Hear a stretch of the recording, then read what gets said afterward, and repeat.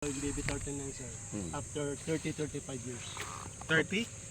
30-35 Babalik years. dito. Babalik dito yan. Bakit? Dito sila magnines. Balik ba? Kung saan sila na misa, kung sila hindi ko, dito babalik yung mga yan. Sa paano nila alam kung saan sila galing? Alam nila. Yan Kasi po, yung bata po siya, pag, pag malaki na yan, pawikan.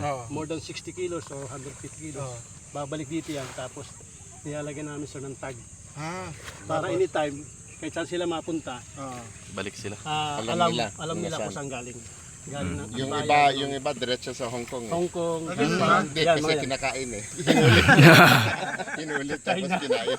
So yung tag na yun, yun yung parang ano Yung din iba, nila. ganyan-ganyan yung ano, kung tinatrack mo ganyan-ganyan. Tapos kung diretso na, Hindi, sir, ibig sabihin nahuli yan. Nahuli na CCTV lang. ako na yan. Hindi pwedeng hawakan siya. Bawal siya.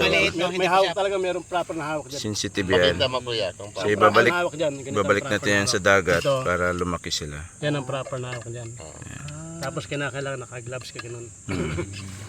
Kasi sensitive sila. No? Ibabalik natin yan sa dagat Tapos para yung gagawin lumaki. nila bago sila lumangoy, nag-orient sila dito sa magnetite. Nag-orient. May magnetite itong sand. Bali 35 years bago babalik. 35 years. So papakawalan po yan, dadalhin po sa dagat, ibabalik po yan. Nandiyan lang naman ang dagat. Yan lang po. Pabalik na 31 na.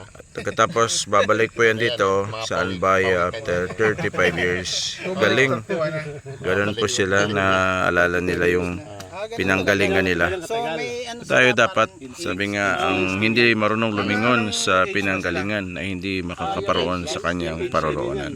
Yan, balikan natin ang mga taong ginamit ng Lord para sa atin. Pasalamatan sila at i-bless natin sila.